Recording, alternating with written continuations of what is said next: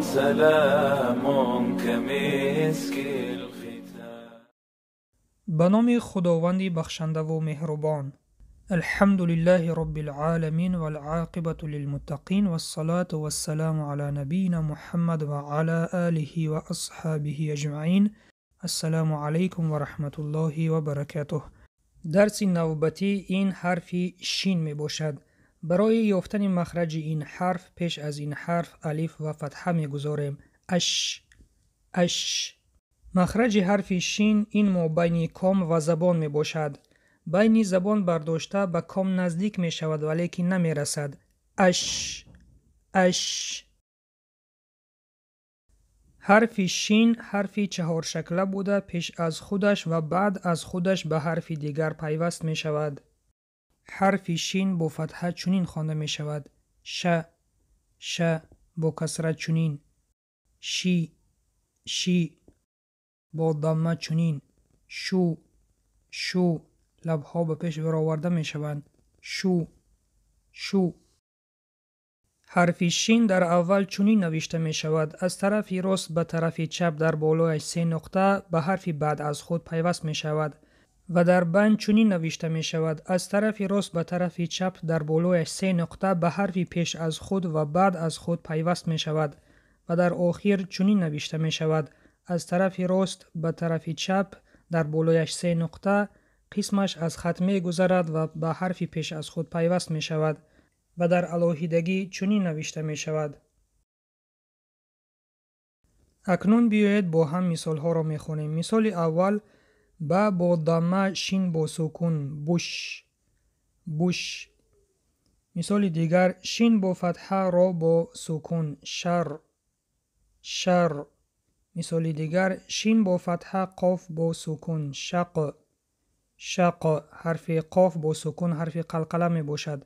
شق صدا می دهد. نون با فتحه شین با سکون را با ضمه نشرو. مثال دیگر: شین با ضمه را با سکون با ضمه شربو. مثال دیگر: میم با فتحه شین با سکون را با فتحه با سکون مشرب. حرف حرف قلقله می باشد صدا می دهد. مشرب.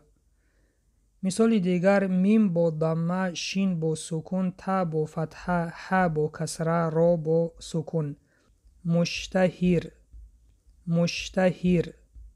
مثال دیگر: میم با ضمه شین با سکون تا با فتحه را با فتحه کف با سکون